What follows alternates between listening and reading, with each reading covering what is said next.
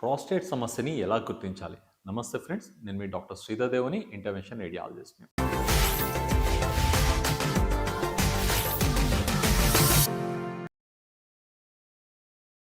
మనం ముందరి వీడియోలో చెప్పుకున్నట్టు ప్రోస్టేట్‌తో ఇబ్బంది పడే వాళ్ళందరికీ కూడా మూత్రం తరచుగా రావడం, రాత్రులు నిద్రలో ఎక్కువసేపు మూత్రం రావడము, వచ్చినప్పుడు ఆపుకోలేకపోవడం, లేదంటే సరైన ప్రెషర్ లేకపోవడం, ఇట్లాంటి సింప్టమ్స్ అన్నీ చూస్తుంటాం.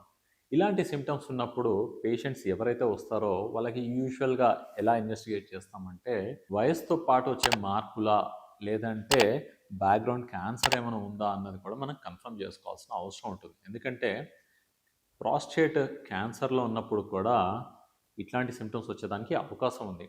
అందుకనేసి ఫస్ట్ ఇన్వెస్టిగేషను అల్ట్రాసౌండ్. స్కానింగ్‌లో ప్రాస్టేట్ సైజ్ ఎంత ఉంది? చూడ్డానికి ఎలా ఉంది? దాంట్లో లోపల ఏమైనా క్యాన్సర్ లాగా అనుమానం ఏమైనా ఉందా?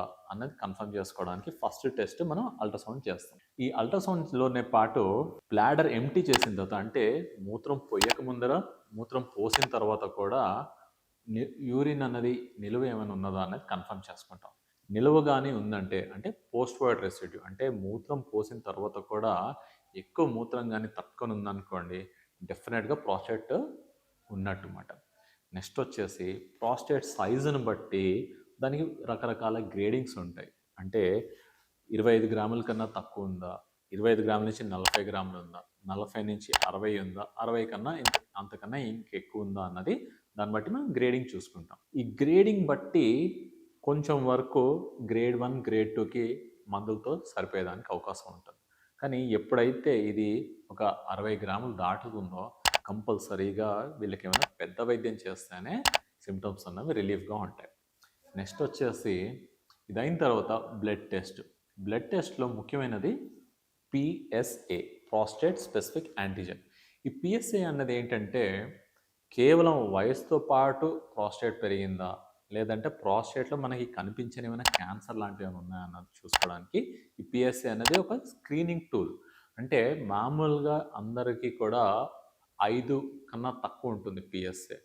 ఇన్ఫెక్షన్స్ వచ్చిన వాళ్ళకి 5 నుంచి ఇంచుమించు 10, 15 వరకు ఉండేదానికి అవకాశం ఉంది. కానీ ఈ క్యాన్సర్ ఉన్న పేషెంట్స్కి మాత్రం పిఎస్ఏ లెవెల్ 100లలో ఉండేదానికి అవకాశం ఉంది.